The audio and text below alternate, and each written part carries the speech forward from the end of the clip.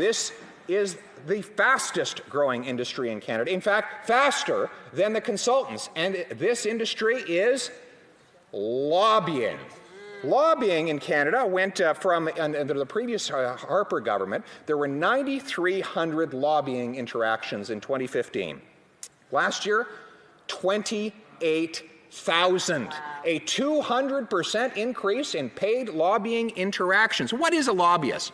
Well, you've heard of stockbrokers, real estate brokers, insurance brokers. A lobbyist is a power broker. For the most part, it's someone who helps, you can hire, you can pay them and turn your money into power, and that power into even more money.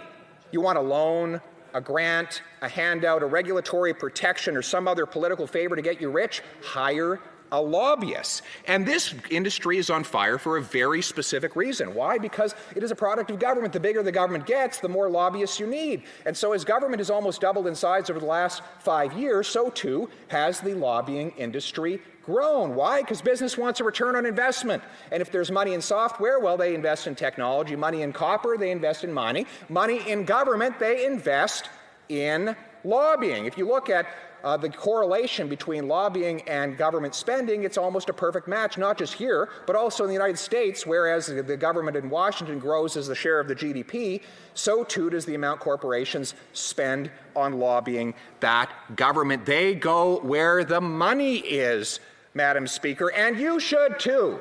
That's why I'm letting you in on these 5 secret tricks. And I'm not asking for anything in return, except from time to time you might be able to let me speak a little bit more than otherwise will be allowed. But that's a small price to pay for the kind of big money you're going to be making with these 5 easy tricks that I'm sharing with you here and now. How does any of this make sense, though? We were told by Mark Carney that greed would be gone. You just needed to replace that nasty free market economy that's motivated only by self-interest with the altruistic power of the state. Well, what in fact is the state? The state is just legalized force. It's the only entity that can apply force. And what would you think that someone who is greedy and self-interested would be less greedy and self-interested if they were acting through a creature that operates by power and force? Really? These socialists have been trying to teach us for all these years that if you expand the power of the state, all of a sudden you're going to bring out altruism, that the weak and the poor are going to be advantaged. In what relationship of force have the weak and poor ever been advantaged? Of course, the weak and poor are disadvantaged, and the powerful and strong get ahead when force is applied.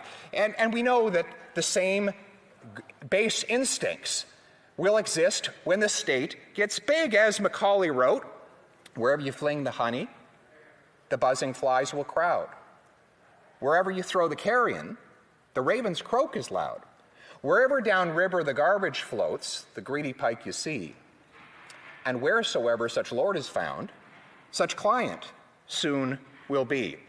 I notice how he used flies and honey, not bees and honey. Why? Because flies don't make honey. They consume it without producing it. They are the same parasitical creatures that those who get rich off the state are. They don't produce anything. They don't contribute anything. They take without making.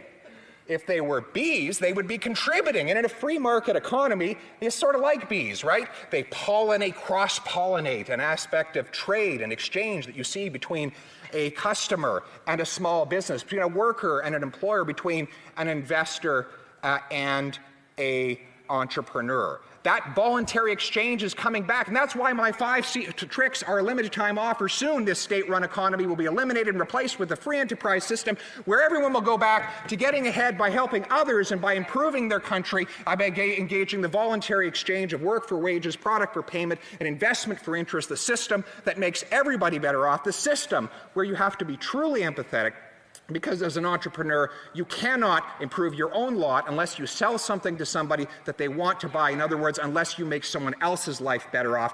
That is the way you will get rich in the future.